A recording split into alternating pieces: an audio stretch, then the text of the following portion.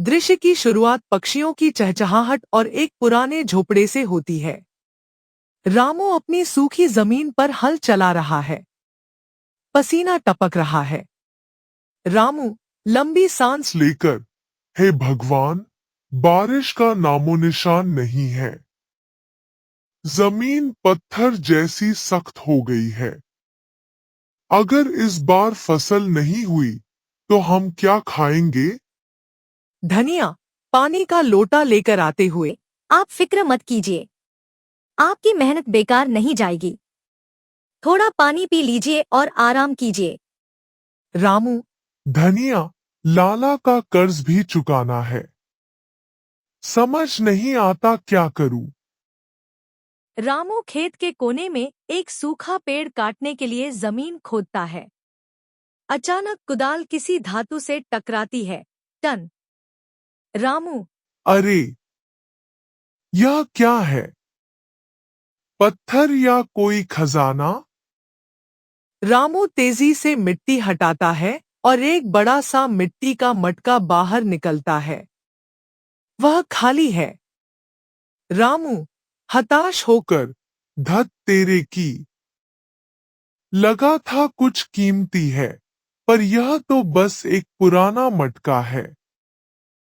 चलो, इसे घर ले चलते हैं। कम से कम पानी भरने के काम आएगा। शाम को घर पर धनिया मटके को साफ करती है और उसमें अपनी आखिरी बची हुई एक रोटी रख देती है ताकि बाद में खा सके। धनिया, अजी सुनते हो? जरा देखो तो इस मटके में क्या हुआ। यह क्या? हमने तो एक रोटी रखी थी। यहाँ तो दर्जनों रोटियां हैं। मटका रोटियों से भरा हुआ है। रामू चौंक कर धनिया एक आम का टुकड़ा डालकर देखती है। देखो, अब यह आमों से भर गया। यह तो जादुई मटका है। रामू और धनिया भूखों को खाना खिलाने लगते हैं। गांव में शोर मच जाता है। लालची लाला धनीराम को पता चलता है। लाला गुस्से में, ए रामू, यह खेत मेरा है, इसलिए यह मटका भी मेरा हुआ। ला, इसे मुझे दे दे। रामू मालिक, यह भगवान का आशीर्वाद है ताकि कोई भूखा न रहे। लाला चुप कर। सिपाही, इसे उठा ले जाओ। लाला जबरदस्ती मटका अपने घर ले जाता है। वह उसमें सोने का एक सिक्का डालता है। मटका सिक्कों से भर जाता है। लाला खुद मटके के अंदर झांकने की कोशिश करता है और उसमें गिर जाता है।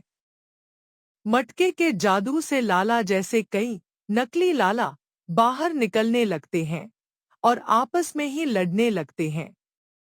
लाला एक, मैं असली हूं। यह धन मेरा है। लाला दो, नहीं, मैं असली हूं। पूरा घर लालाओं से भर जाता है और मटका टूट जाता है। जादू खत्म हो जाता है। लाला को अपनी गलती का एहसास होता है। रामू मुस्कुराते हुए, देखा लाला जी, लालच का अंत बुरा ही होता है। धनिया मेहनत की रोटी में जो सुख है वह जादू में नहीं। अंत में बारिश होने लगती है। रामू और धनिया खुशी खुशी अपने खेत में बीज बोते हैं।